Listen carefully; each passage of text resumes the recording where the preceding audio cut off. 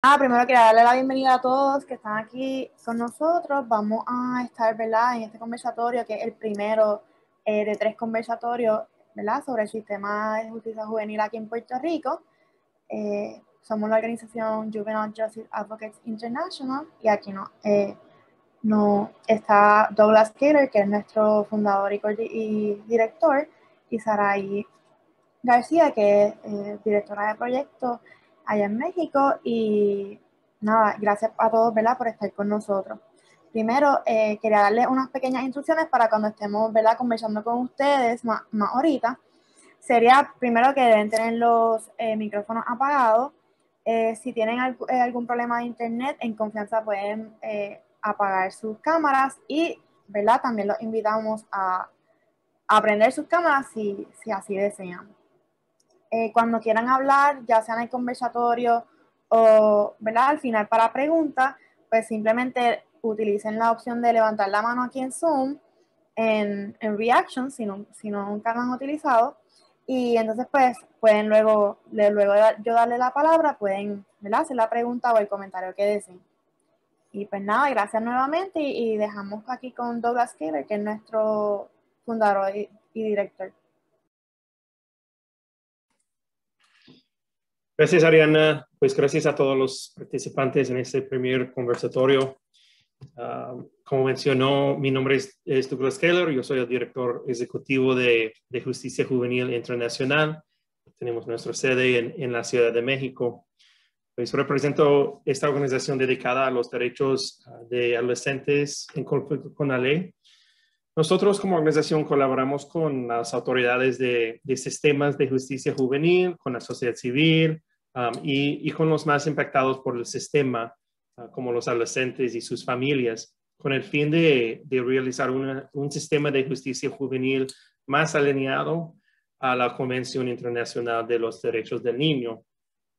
Pues como parte de nuestro proyecto durante el año pasado de respuesta COVID-19, ese proyecto es para responder a la crisis de los adolescentes privados de su libertad.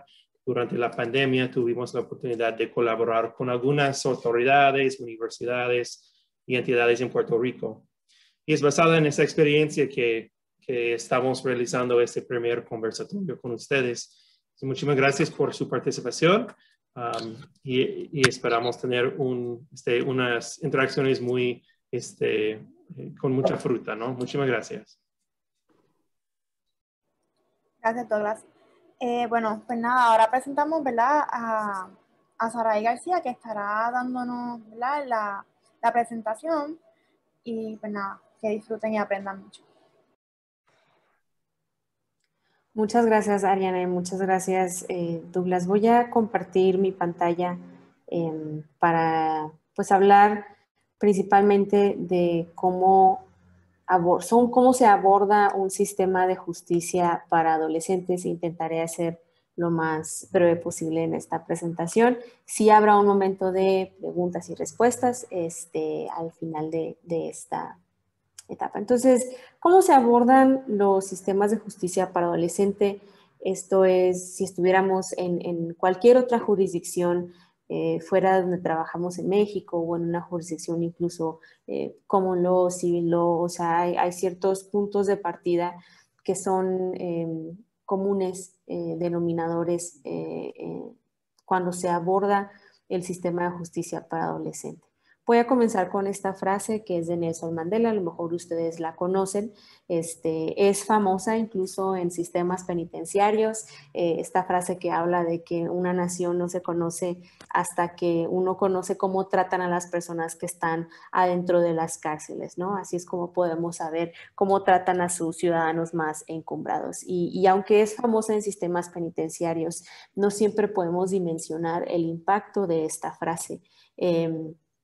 Lo que me gustaría resaltar de esta frase es que sí, el reflejo de cómo están las circunstancias al interior de un centro de privación de libertad es un reflejo de cómo está el sistema.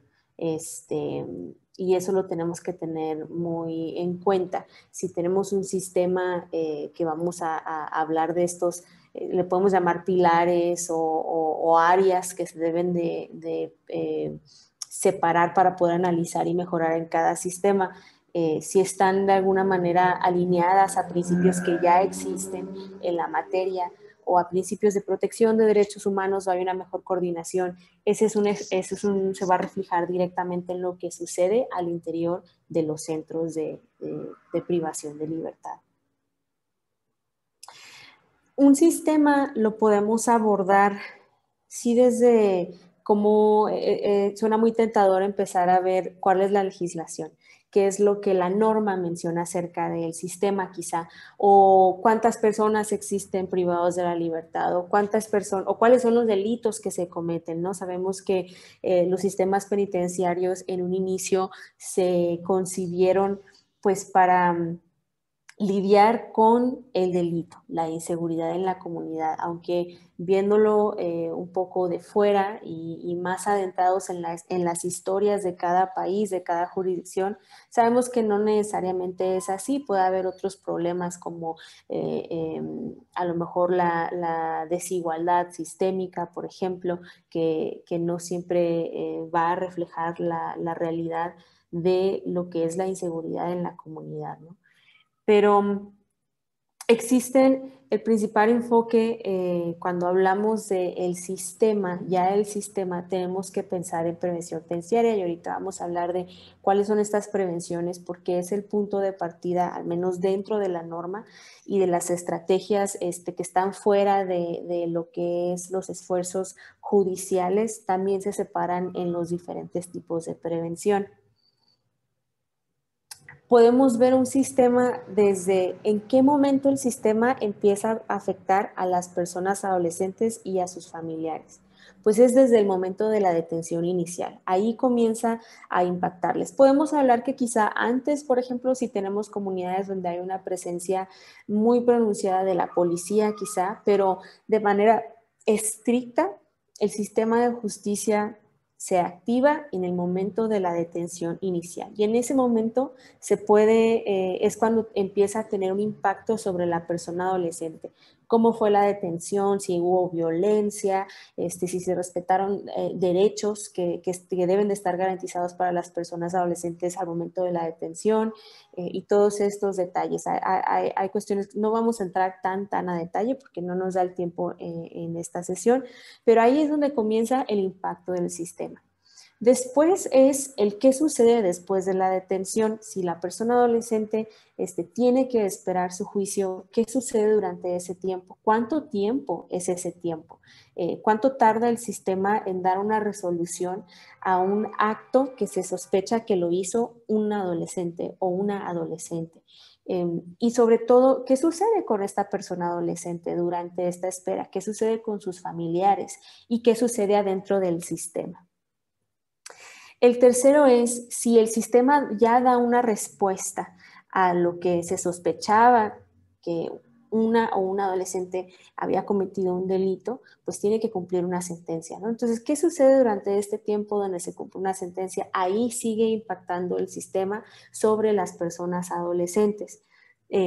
Muchas veces para este punto existen muchos actores que también levantan la mano y mencionan, bueno, ¿y qué de las víctimas? Y es totalmente válido. Sin embargo, en la mayoría de las democracias ya establecidas existen sistemas para atender las necesidades de personas que han sido víctimas de algún delito, lo cual no vamos a abordar en esta sesión. Nos vamos a enfocar meramente a lo que es el sistema de justicia para adolescentes. Después es el periodo en que la persona adolescente regresa a la comunidad. El impacto del sistema no termina en el momento, vamos a suponer que un adolescente es privado de su libertad, el momento en que lo dejan libre, ahí no termina el impacto del sistema. El sistema sigue impactando a la persona adolescente cuando regresa a su comunidad, y no nada más a la persona adolescente, sino a su familia. Todo este tiempo, desde la detención inicial hasta, y solo siempre, solo y si se encuentra la persona adolescente culpable, hasta que regresa, hasta el número 4, que regresa a la comunidad, todo eso cae bajo el enfoque de lo que se conoce como la prevención terciaria, que estoy segura que muchos de ustedes conocen este término y quizá conocerán todas sus dimensiones, que es un campo en constante desarrollo, que da la respuesta a cómo prevenir el delito una vez que ya se identifica un previo delito. Básicamente es como prevenir la reincidencia. Esos son los esfuerzos de la prevención terciaria. Antes de pasar al siguiente slide, quiero mencionar que una de las tentaciones de los esfuerzos en prevención terciaria es limitarlo a lo que es la atención a la persona adolescente, o sea, en lo individual. Si la persona adolescente a lo mejor requiere de un trabajo porque se percibe que si trabaja no volverá a cometer un delito, o si la persona adolescente necesita regresar a la escuela porque se percibe que esa es la solución para que no vuelva a cometer un delito. Eso puede ser cierto, por supuesto que hay un número de factores que nos van que al sistema le debe de decir cuáles son las necesidades de esta persona adolescente, las necesidades de su comunidad y con sus familiares para mantenerse alejado de conductas delictivas. Y ese es un tema muy profundo y muy interesante. Sin embargo, no debe delimitarse estos esfuerzos de la prevención terciaria a lo individual de la persona adolescente. Y algo que vamos a hablar el día de hoy es estos esfuerzos también se pueden invertir en lo que es el sistema. El cómo funciona el sistema tiene un efecto directo en la prevención terciaria, tiene un efecto directo en las posibilidades de que una persona adolescente pueda tener una reinserción exitosa. Y es lo que nos vamos a adentrar un poco más en esta sesión. Estoy viendo mi tiempo porque voy bien. Muy bien, entonces la prevención terciaria la podemos ver como una herramienta para mejorar nuestras comunidades. Sí, por supuesto, y más como una organización que nos enfocamos en derechos humanos, nos importa la persona adolescente, pero el efecto final es tener comunidades más seguras, mejorar nuestras comunidades. No nada más prevenir la reinserción de adolescentes. También se puede, al mejorar las comunidades, pues abonar a lo que es la prevención primaria, ¿no? La prevención primaria es aquella que se enfoca, es la universal, la que todos de alguna manera nos impactó, que conocemos, donde aprendemos cuáles son nuestras leyes, cuál es la norma, cómo espera la sociedad que nos comportemos, las normas y la moral que se han establecido en nuestro constructo social. Esos son esfuerzos de prevención primaria. La prevención secundaria son todos los esfuerzos que van enfocados a quizás zonas donde ya se tenga identificado que de ahí surgen acciones delictivas. Y a lo mejor pueden ser programas más comunitarios o incluso apoyos por parte del gobierno para brindar más oportunidades. Y esas son decisiones pues, que se van haciendo a manera del Estado, ¿no? El gobierno. Y pues tenemos la prevención terciaria aquí. Entonces, la prevención terciaria, en la manera en que es más efectiva, es en la manera en que reduce el impacto negativo en las personas adolescentes. En este tema podemos hablar, y Ariana comentará de esto, que será para el siguiente conversatorio.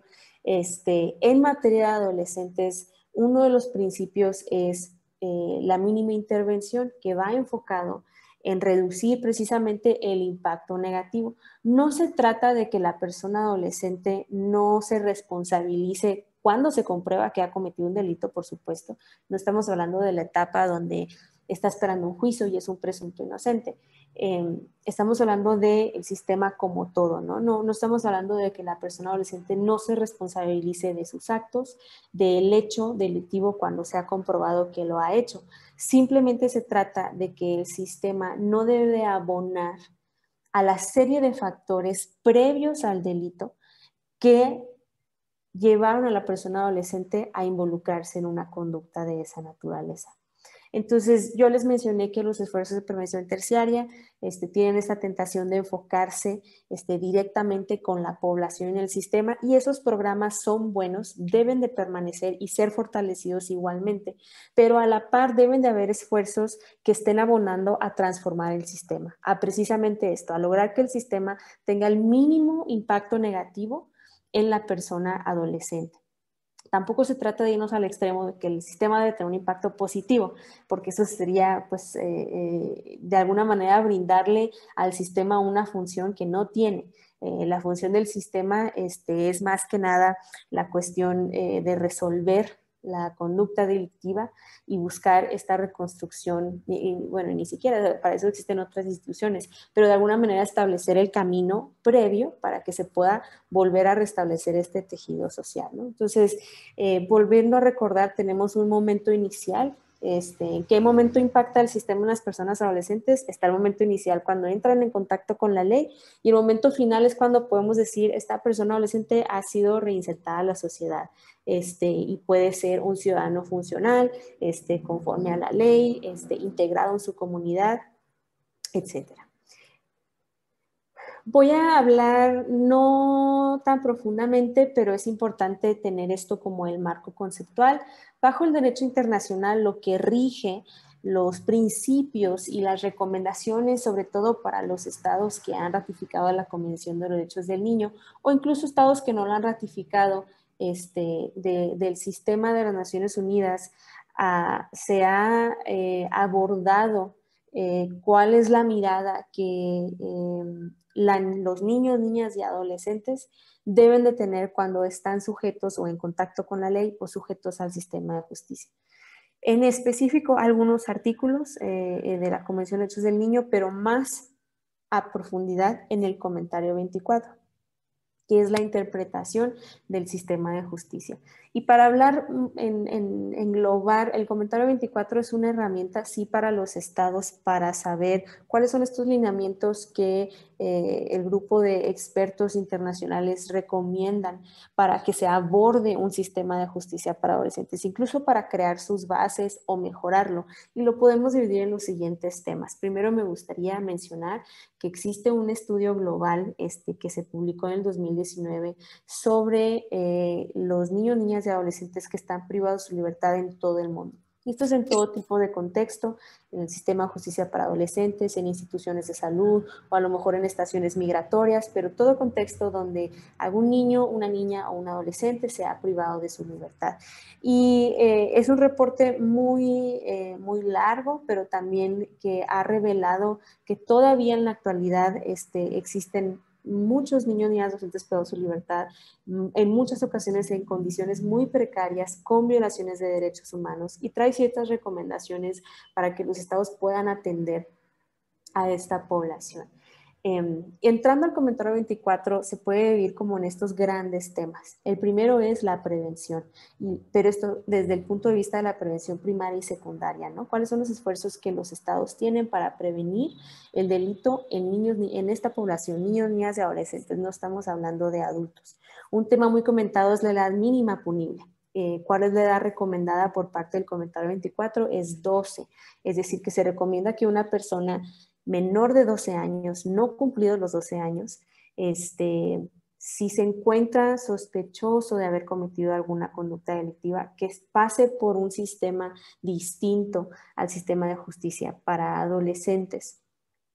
Y hay países que han incluido un sistema a la par en sus normas. Y en su funcionamiento es un tema también muy interesante de ver cómo están funcionando estos sistemas y si sí lo están haciendo. Otro grande tema son estas medidas extrajudiciales. Es decir, hablamos de que idealmente una persona adolescente esperamos que no entre al sistema, que a lo mejor su conducta es sencilla, es fácil de resolverse, muchas veces es ahí en su comunidad y no hay necesidad de activar todo el aparato de justicia para este asunto y ocasionar un impacto negativo sobre la persona adolescente y sus familiares. Y existen también en algunos países un paquete de opciones para el sistema de justicia para desviar a las personas adolescentes de lo que es el juicio tradicional. Luego tenemos todo lo que es cuestión ya del proceso, las garantías del juicio imparcial, debido proceso, los derechos que tienen las personas adolescentes durante su etapa procesal. Luego, otro gran tema es la privación de la libertad. ¿Cuáles son las condiciones mínimas aceptables dentro de un centro privativo de la libertad? ¿Bajo qué estándares debe de operar? ¿Cómo se debe de concebir cuando el sistema decide privar de la libertad a una persona adolescente? ¿Cuándo se debe decidir no privarle de su libertad? y por qué sí se le va a privar de la libertad. Y es un tema igualmente muy profundo. Y otro gran tema es la evaluación de los sistemas y que los estados están siendo invitados a que todo sea medible, que tengan estadísticas efectivas para poder mejorar y evaluar el sistema y que estas estadísticas de alguna manera puedan ser transparentes. Un sistema que no se presta a la transparencia, pues la ciudadanía no tiene acceso a conocer cómo funciona el sistema que está encargado de alguna manera, en gran parte, no el único, a crear comunidades más seguras, ¿no? Entonces debe de ser información, al menos para evaluar el sistema, que esté accesible. Voy a hablar de estos 4 grandes aspectos que se pueden analizar al momento de abordar un sistema de justicia en cualquier país. Y que también sirve para ustedes para que comiencen a reflexionar cuáles son estas realidades en Puerto Rico.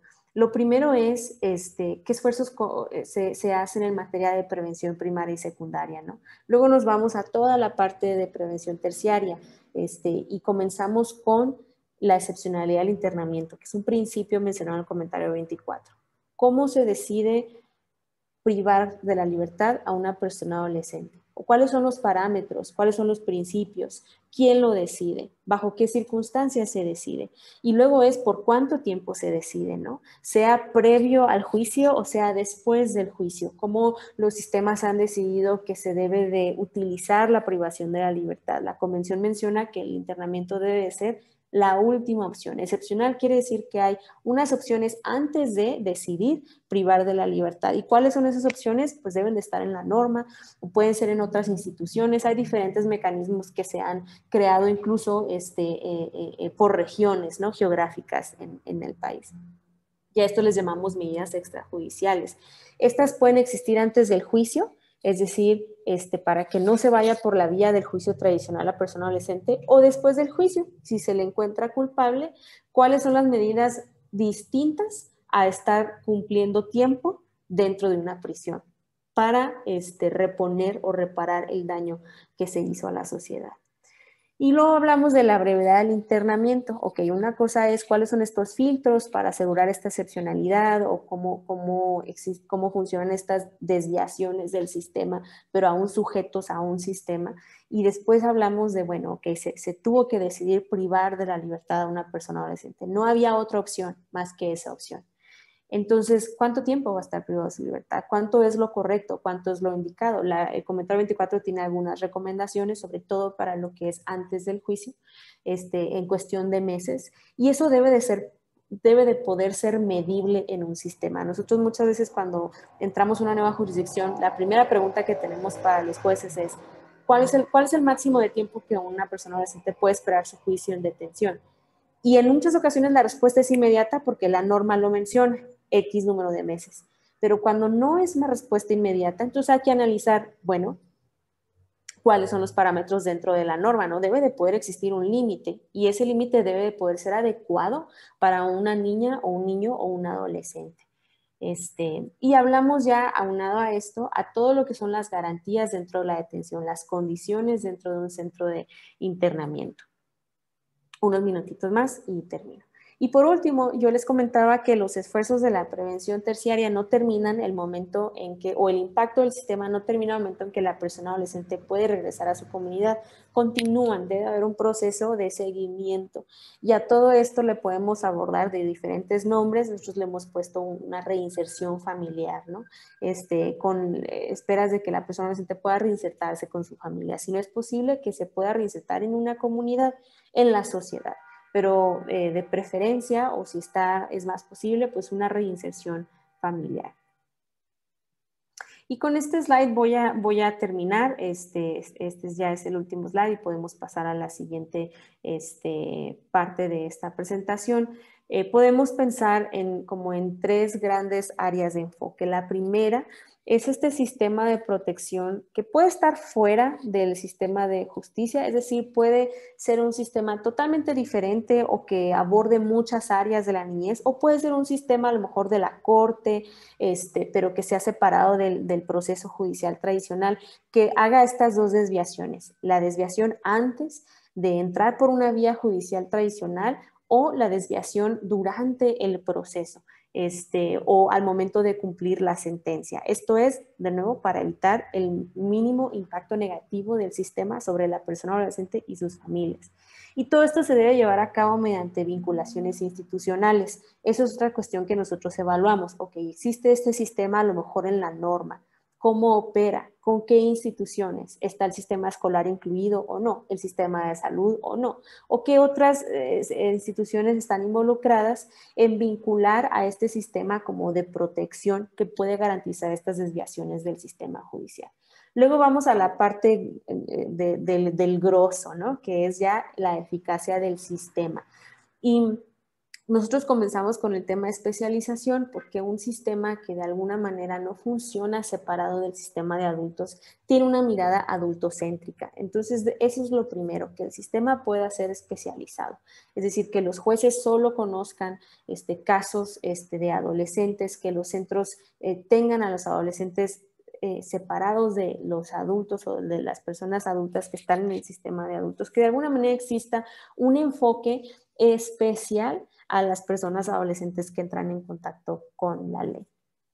Después hablamos de todas estas cuestiones que hacen eficaz al sistema. ¿Cuánto tardan los casos en resolverse? ¿Qué sucede durante ese tiempo? Si existen violaciones a derechos procesales o no, si se respeta el debido proceso, los derechos de la víctima. Todo esto es posible aun y cuando se intente eficientizar el sistema.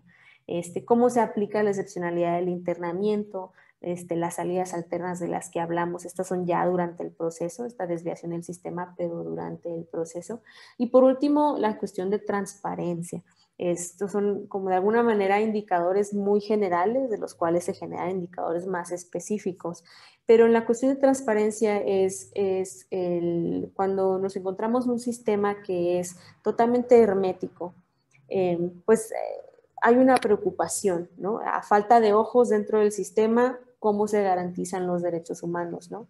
O si hay violaciones de derechos humanos, ¿cuál es la posibilidad de la población cuyas garantías están siendo violadas para entonces alzar su voz y encontrar reparaciones de estas violaciones, ¿no? También la transparencia es un buen indicador de esfuerzos de anticorrupción. Mientras más transparente es un sistema, pues se puede comprobar que funciona sin corrupción, al menos la de más bajo nivel. Y por último, podemos hablar de esta gran área cuando abordamos un sistema de justicia para adolescentes, de cómo el Estado invierte en la comunidad. A fin de cuentas, lo que queremos es que en la comunidad existan opciones, por ejemplo, si va a haber desviaciones o salidas alternas o medidas extrajudiciales, que todo puede significar lo mismo o cosas distintas, dependiendo. ¿Cuál es la inversión que el Estado ha hecho en la comunidad para fortalecer a lo mejor instituciones o brindar mayores oportunidades para las personas adolescentes cuando ya pueden regresar a sus comunidades o con sus familiares? ¿Qué sucede con los familiares durante todo este tiempo, desde la detención inicial, el juicio, la sentencia, si es que se van a llevar todas esas etapas? ¿Y cuál es la apertura de los centros de detención, ¿no? A fin de cuentas, los adolescentes que están privados de libertad van a regresar a nuestra comunidad y nuestro interés es que puedan integrarse a la comunidad, ¿no? Y el centro de internamiento siempre lo hemos concebido como un espacio que debe de poder estar abierto para que al menos la comunidad conozca cómo funciona, cómo opera, cómo son las personas adolescentes que están ahí adentro, si existe la posibilidad de que existan voluntarios o organizaciones de la sociedad civil que lleven programas a las personas adolescentes, o simplemente el cómo se recibe a las familias en los centros, ¿no? Es solo una visita, las visitas son hostiles o no son hostiles, hay una apertura que los madres y padres de familia puedan expresar sus preocupaciones de lo que suceda dentro del centro, incluso los abogados defensores, todo esto, ¿no? Entonces, la apertura de los centros de detención también es un área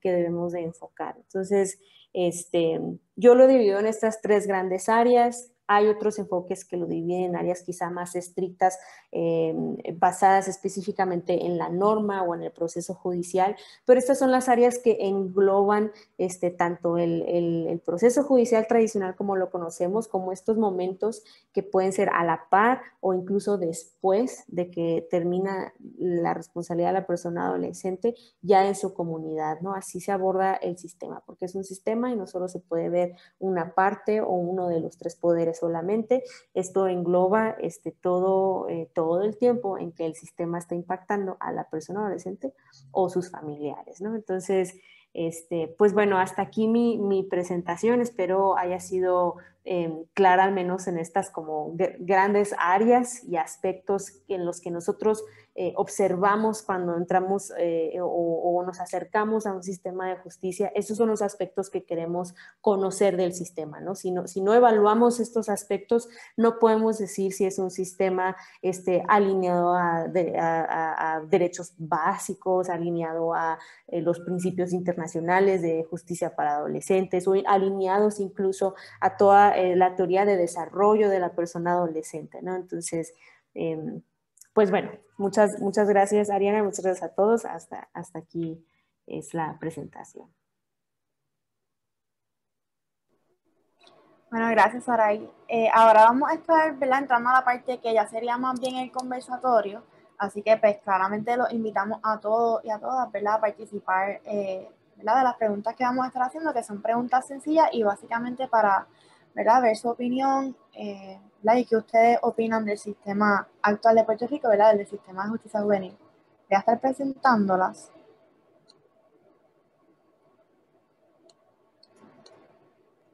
Me avisan si las pueden ver. ¿Verdad? La primera sería de los aspectos mencionados, ¿verdad?, por Saray, cómo evaluarían el sistema de Puerto Rico. Y con esa pregunta empezamos. No sé si hay alguien que quiera, ¿verdad?, de los invitados comenzar a hablar.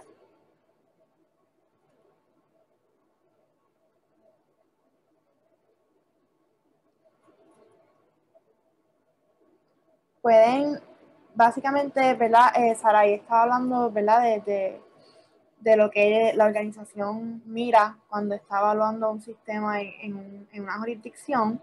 Así que, ¿verdad?, nosotros también como organización queremos saber, ¿verdad?, cómo los mismos puertorriqueños evaluarían el sistema para también tomar eso en cuenta. Así que realmente cualquier, ¿verdad?, retroalimentación es bienvenida. No hay preguntas correctas ni incorrectas. Ok, Claudia, sí puedes hablar. Hola. Pues yo pienso que de entrada, o sea, pensando en lo que nos compartía, creo que hacía mucho énfasis en la idea de un sistema separado para las personas adolescentes. Y lo primero que pensaba, como que en respuesta a todo lo que se dijo, es que en efecto yo creo que nuestro sistema es bien adultocéntrico, y aunque podemos pensar pues, en leyes de menores y un sistema aparte para personas adolescentes, no creo que esté pensado, enfocado en los niños, niñas y adolescentes, sino que parte de cómo se mira el sistema de los adultos, y entonces de ahí se traduce a tratar de aplicarlo a las menores y los menores. Y pues nada, como en un punto mencionabas que eso era lo más importante, ¿no? Reconocer que desde tiene que ser un sistema aparte, y pues pienso que lo primero sería que nuestro sistema no necesariamente está diseñado para que sea un sistema para personas adolescentes, sino el mismo sistema carcelario como entero. No sé si eso tiene sentido.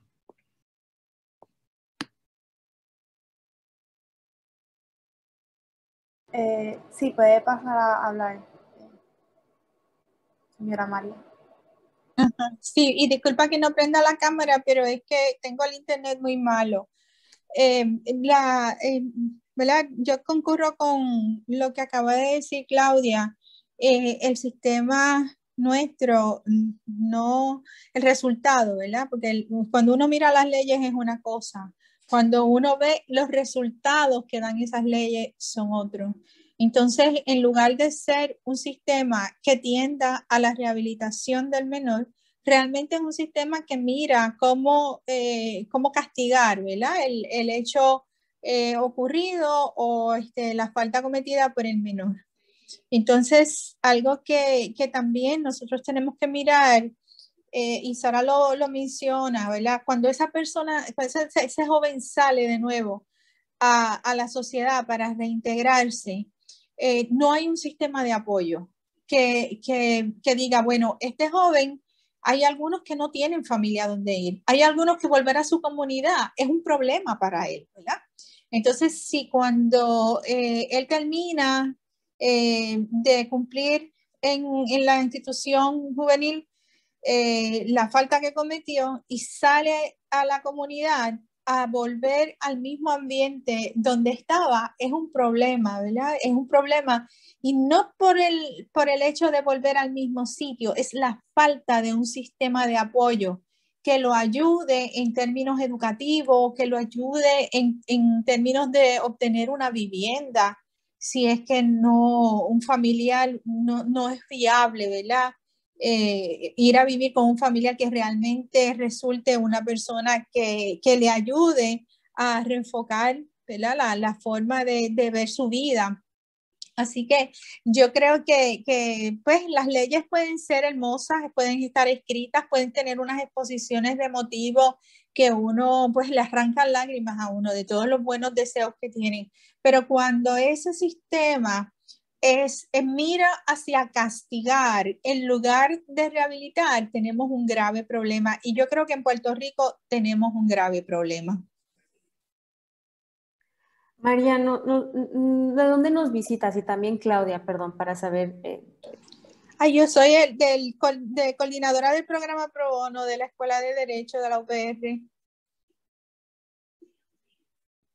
Sí, yo soy parte del Pro Bono de Derechos de la Adolescencia y la Niña, de la Escuela de Derecho. Sí, gracias. Ok, ahora Félix, y también preséntate si puede, clase, y de dónde nos visitas. Hola, soy Luis Ángel Félix, soy también parte, igual que Claudia, parte del pro bono de Dan, de la escuela UPR. Me uno al conversatorio, estoy de acuerdo con los que lo ya expresado por las compañeras. Yo nunca he estado en una institución juvenil ni he pasado por la experiencia, así que no estoy muy cerca, pero en uno de los conversatorios que tuvimos con una institución juvenil que estamos en contacto con ellos, los adolescentes que estaban allí se expresaban y decían que exactamente que ellos no sentían como que mucho el apoyo y que no se podían quizás expresar tanto o que no le tomaban en cuenta sus necesidades o cómo ellos se expresaban. Otras de las necesidades que ellos expresaron era que en las instituciones juveniles no tienen oportunidad de, por ejemplo, si ya tú terminaste el cuarto año y ellos siguen cumpliendo la pena o la sentencia en la institución, ellos no pueden estudiar otra cosa ahí. O sea, no es tiempo como que perdido porque no tienen herramientas quizás de estudio o de especializarse luego del cuarto año, estudiar otra cosa, para luego cuando se reintegren en la sociedad, pues ya tener quizá un certificado o en algo que se puedan dedicar, en algo que puedan trabajar, y que lo que sucede muchas veces en estos casos es que como los estudiantes, perdón, soy maestro, los jóvenes de instituciones juveniles se vuelven a reintegrar a la sociedad, vuelven a estar donde mismo se encontraban y tienen que, es como si el sistema los obligara nuevamente a volver a optar por las mismas decisiones erróneas donde estaban, porque no hay no tienen como que el escape o las alternativas o las herramientas para tomar un camino diferente quizás. Gracias. Y pues nada, si quieren, ¿verdad? Vamos a pasar a la segunda. Ya vimos que, ¿verdad? A partir de la primera pregunta, pues salen, ¿verdad? ¿Qué áreas se deben priorizar? Pero pues, si queremos indagar un poquito más y ustedes tienen alguna opinión al respecto, Por ejemplo, un ejemplo sería que, ¿verdad? Luis Félix estaba mencionando que no se le da esa prioridad a ellos, ¿verdad? A darle herramientas de estudio y, ¿verdad? Para luego entonces que ellos se puedan reintegrar en la sociedad. Así que por ahí va esa pregunta, si tienen alguna otra, ¿verdad? Algo que tengan que decir sobre ella.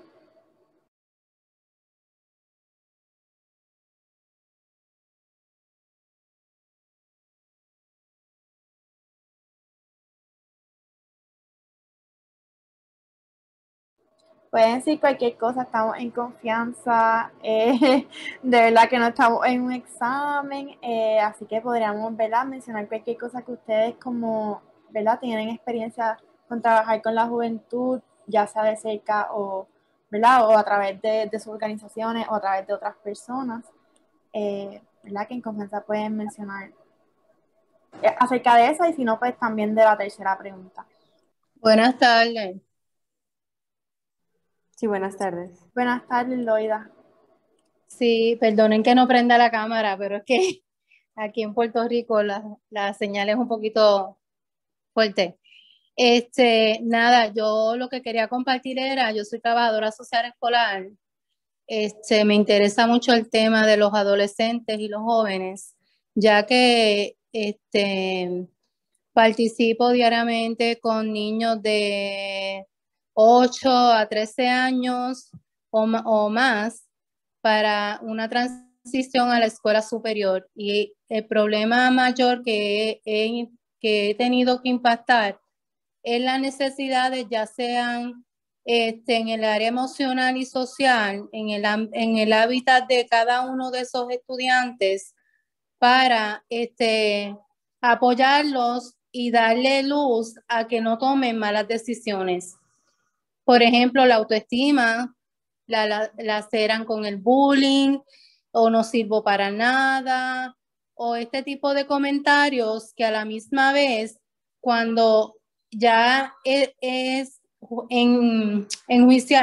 enjuiciado en alguna institución juvenil, es como estaban diciendo los compañeros anteriormente, van al mismo hábitat, van a las mismas personas, van al mismo sistema y entonces no tenemos ese sistema de apoyo como tal. Yo como trabajadora social, eso es lo que he observado, que nos alineen como una cadena a la par, que podamos trabajar en conjunto y podamos lidiar con esas situaciones para que esas estudiantes puedan cumplir con esa problemática y no tenga que llegar a una falta. Entiendo que ese es mi punto de vista. Y nada, eso era lo que quería compartir. Gracias. Porque la realidad es que eso, ¿verdad? Como estamos conversando aquí entre nosotros, el sistema de Puerto Rico es lo que estamos, ¿verdad? Buscando aprender de él mismo a través de lo que ya le hemos mencionado, ¿verdad? De las diferentes leyes de derecho internacional, ¿verdad? Las diferentes costumbres de derecho internacional, varias legislaciones. Aquí en Puerto Rico, como mencionó Claudia, hay legislación como la ley de menores, hay reglas, ¿verdad? Básicamente de procedimiento, ¿verdad? Para todos estos asuntos. Y pues nada, seguimos con el conversatorio. Natalia, tienes la palabra. Muy buenas tardes a todos. Gracias por la invitación para participar. Yo soy actualmente la directora auxiliar del programa de justicia juvenil en la Oficina para el Desarrollo Socioeconómico y Comunitario de Puerto Rico, que es la ODSEC. Básicamente, la mayoría de las preocupaciones que tienen las personas que hablaron anteriormente pues son las mismas que tenemos nosotros, no estamos ajenos a esto. No obstante, pues yo entiendo que Puerto Rico necesita una reforma de justicia juvenil y debemos de empezar básicamente por lo que estaba hablando Ariana ahora mismo en términos de legislación. La legislación de Puerto Rico es demasiado antigua, no contempla, ¿verdad? Tantos programas y tantos currículos que hay ahora de justicia restaurativa que ayudan a estos menores y le dan unos seguimientos a estos menores, que es todo lo que hemos estado hablando, ¿verdad? Desde el principio de la conversación. Y entiendo que por ahí es donde debemos de partir para entonces poder desarrollar programas que, ¿verdad?, tengan resultados y sean programas que pues le den ese seguimiento a ese menor que ¿verdad? Estamos hablando que va a regresar al mismo lugar y al mismo patrón en donde ha estado, pero estamos conscientes también de que realmente a veces no regresan, no tienen a dónde regresar, que ese es otro aspecto que en Puerto Rico pues no lo tocamos mucho, pero es una realidad, no tienen a la vivienda donde ir y entonces se van a casa de un amigo y ese amigo pues tiene sus propias situaciones y así ¿verdad? Entiendo que entonces a grandes rasgos lo más importante o lo que se le debe dar prioridad es a la ley de menores a temperarla a la realidad de nuestros tiempos y pues obviamente otros factores van a seguir por ahí, pero por esa línea eso hay que tocarlo lo antes posible. Gracias. Y, ¿verdad? Aquí como organización estamos disponibles para, ¿verdad? Como tal vez para tener conversaciones al respecto. Y ahora le doy la palabra a María Hernández. Gracias. Yo estoy súper de acuerdo y de verdad que es importante la prevención, como ¿verdad? Como se ha enfatizado antes en los comentarios y en la ponencia de Sara. Yo creo que deberíamos aspirar a no tener ninguna ley de menores porque nosotros hayamos hecho todo lo que nosotros podemos para la prevención, para que los estudiantes, los jóvenes tengan espacios de diversión, de ocio productivo, espacios donde ellos puedan desarrollar al máximo sus capacidades, ¿verdad? Y nosotros en Puerto Rico, tristemente, los pocos espacios, incluyendo las escuelas, que los estudiantes y los jóvenes tienen, los niños y las niñas tienen para poder desarrollarse al máximo, que son las escuelas, pues las estamos cerrando. De verdad que el fallo nuestro es increíble, es una falta de sensibilidad, es una falta de visión. Las escuelas deberían estar abiertas de tarde, o sea, las escuelas no deberían cerrar nunca, deberían ser espacios para los jóvenes, para los niños, para la comunidad, cuando se determinan las horas lectivas, que sean horas, centros culturales, centros de actividad creativa. Y de verdad que nuestro país, pues ni aun cuando no estábamos en situación económica, porque ahora todo lo paga la situación económica, el huracán María, la pandemia, ¿verdad? Tenemos muy buenas razones para decir que nosotros no estamos fallando, pero realmente sí, como sociedad estamos fallando, porque no puede ser que nosotros anualmente perdamos tantos jóvenes y entonces o sea, cada una de esas situaciones crea otras situaciones, ¿verdad? Hablamos de que casi no tenemos niños, somos un país viejo, pero mira, nuestros jóvenes se matan en las calles. Nuestros jóvenes, pues tienen su propio sistema de justicia en la calle.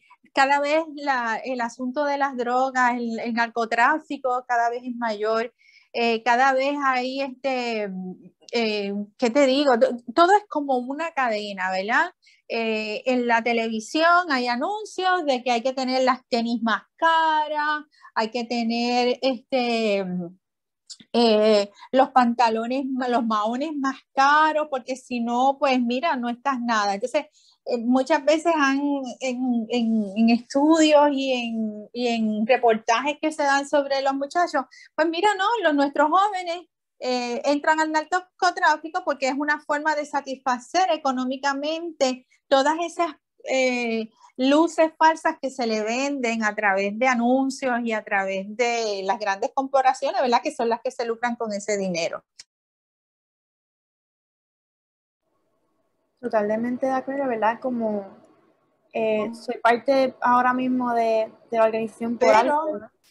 En la medida en que nosotros pues no hacemos nada para rescatar a esos jóvenes, pues el sueño, ¿verdad? Con una escuela abierta 24 horas, donde nosotros podamos satisfacer todas las necesidades de nuestros jóvenes y que puedan crecer saludables, no solamente físicamente, sino mentalmente, espiritualmente e intelectualmente. Muchas gracias, María.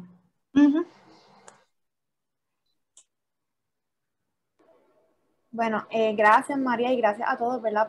A todas y todos por hablar con nosotros. No sé si tienen alguna, ¿verdad? Para cerrar con qué obstáculos entienden que existen para prevenir y mejorar el sistema. Yo puedo comenzar para romper el hielo en esta pregunta. Por ejemplo, se me ha hecho difícil encontrar información pública del sistema, ¿verdad? Un ejemplo, ¿verdad? Sobre cómo corren los tribunales y salas de menores en Puerto Rico. Información que debe ser un poco más accesible, pues simplemente no le está. También en otras áreas, aquellos que estamos, ¿verdad? Que trabajamos, podemos ver también que a veces faltan estadísticas sobre diferentes, ¿verdad? Cosas acá en Puerto Rico, así que una idea de que ustedes creen que puede ser un obstáculo, además de lo que ya han mencionado, de que no hay sistema de apoyo para los menores luego de que, ¿verdad? Salen de estos centros de detención, la sociedad en particular de aquí de Puerto Rico, la falta de programas de prevención. Son cosas que ya han mencionado, pero no sé si tienen algo que añadir y en confianza pueden hacerlo.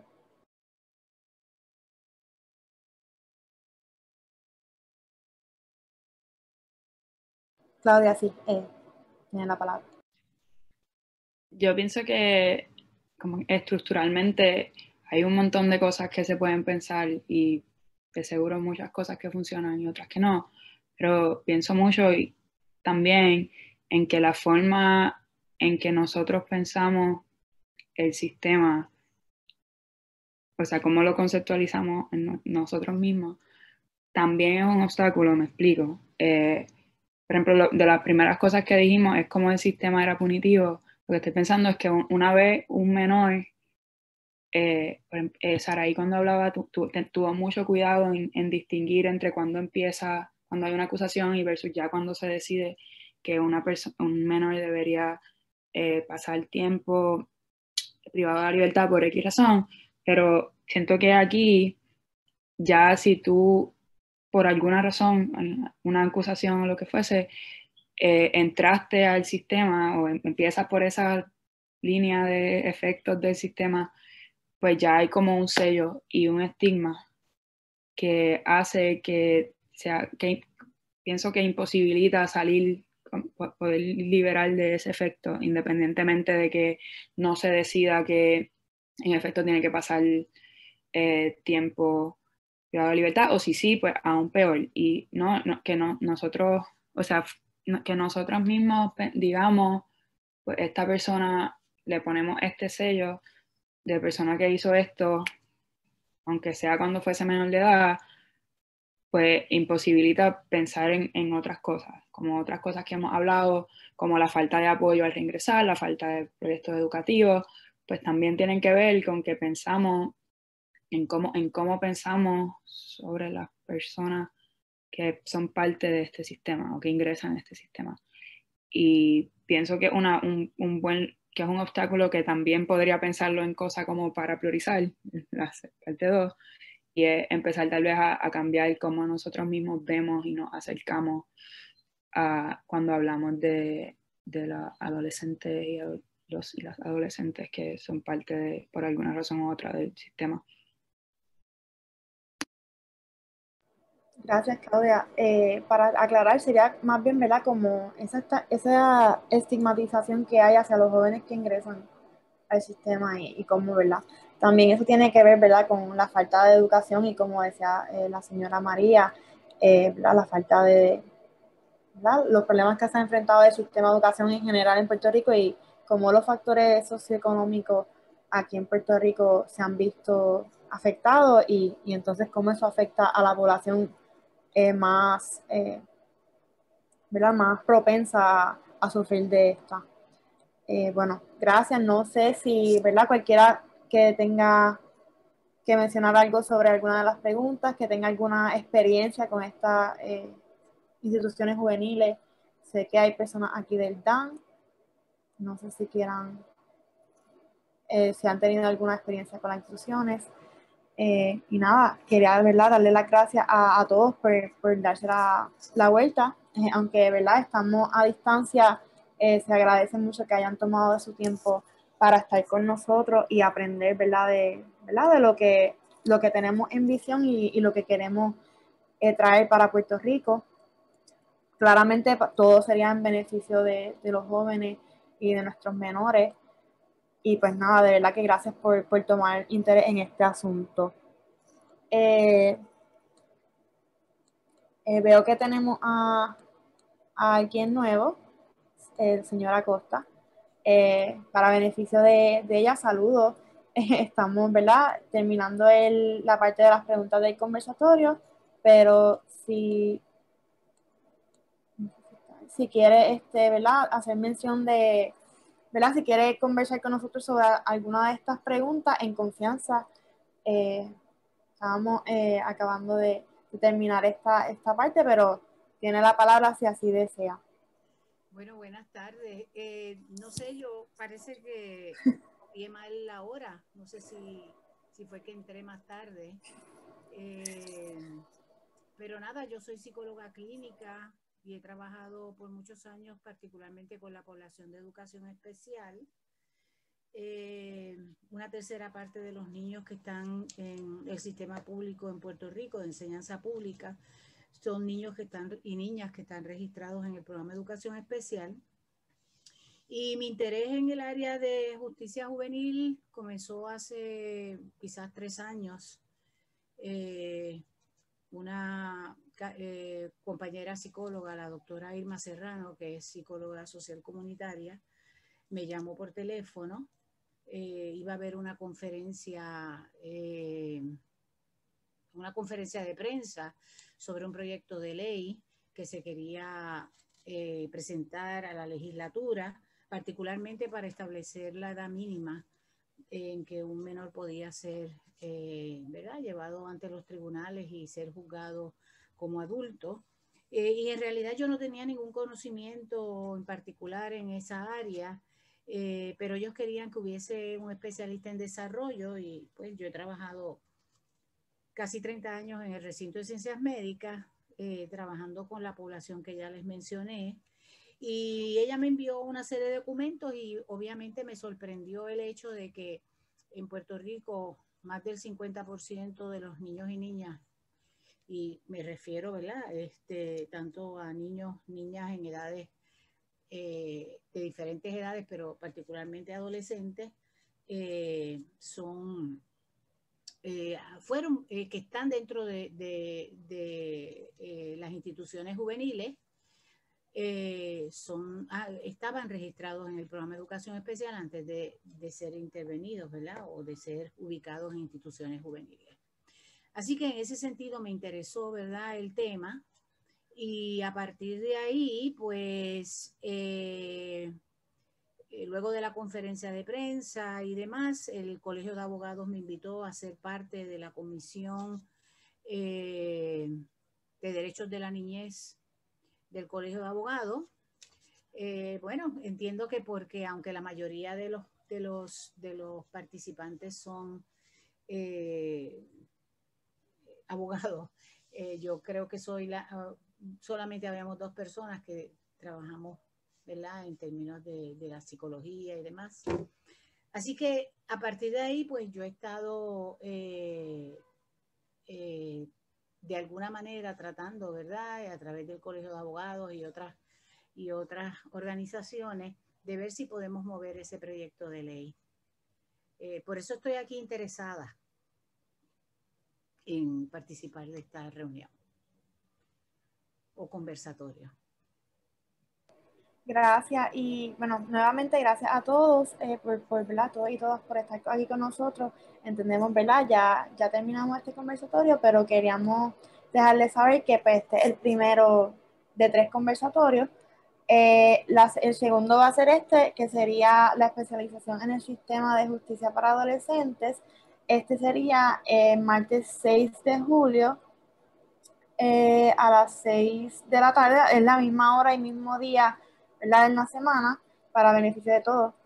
Y luego estaríamos teniendo el último conversatorio, que sería una presentación de la evaluación que estaríamos haciendo preliminarmente del sistema como tal de Puerto Rico, y esta sería el martes 27 de julio a las 6 de la tarde.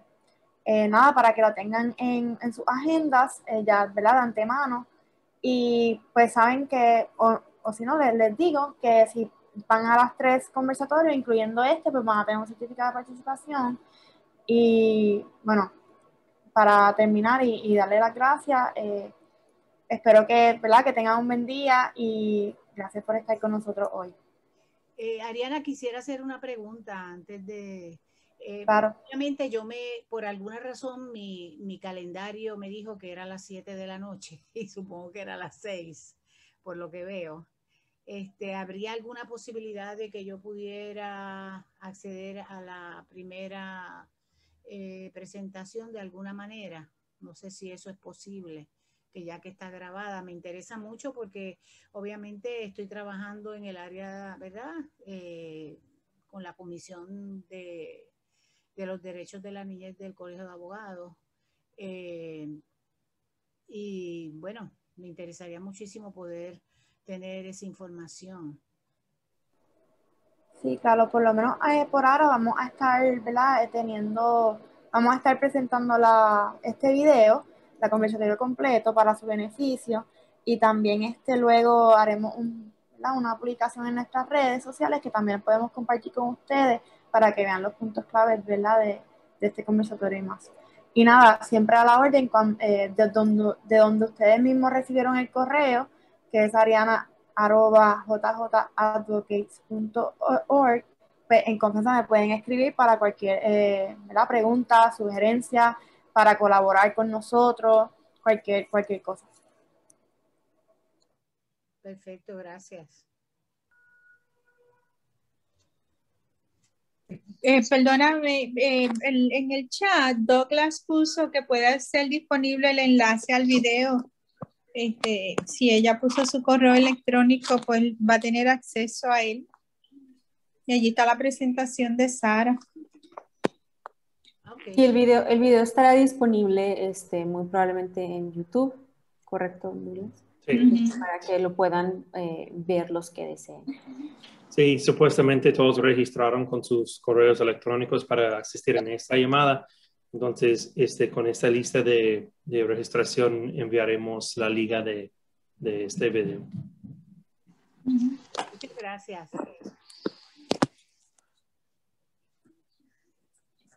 Bueno, pues gracias a todos. Se pueden ir retirando cuando deseen, y si tienen alguna pregunta que quieran hacer ahora ¿verdad? O luego entonces a mi correo en confianza. Gracias a todos. Gracias. Bye bye. Buenas tardes. Buenas tardes, gracias. Buenas tardes.